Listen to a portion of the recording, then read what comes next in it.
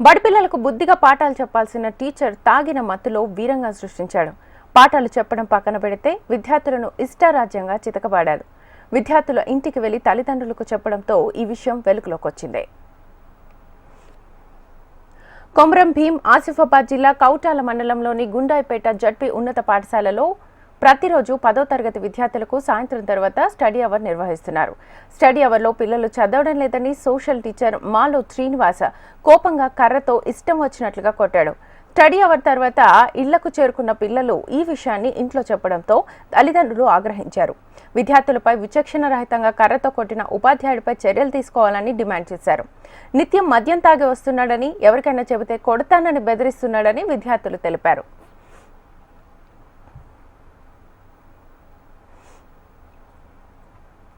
ఈ విషయమై MVO G హనుమంతును సంప్రదించగా విద్యార్థుల తల్లిదండ్రులు తనకు ఫోన్ చేసి చెప్పారని, అప్పటికే హెచ్ఎం నానాజీతో మాట్లాడానని తెలిపారు.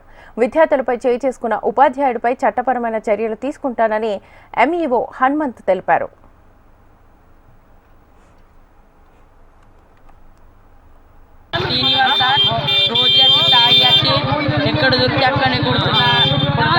నీకు దెబ్బలు ఎక్కడ చూపెట్టు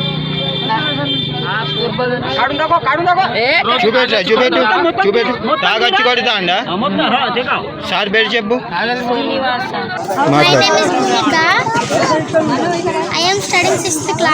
సోషల్ సార్ శ్రీనివాస్ రోజు వచ్చి ఎక్కడ కొడుతున్నాడు. తాగి వస్తుండా సంఘటన దురదృష్టకరము.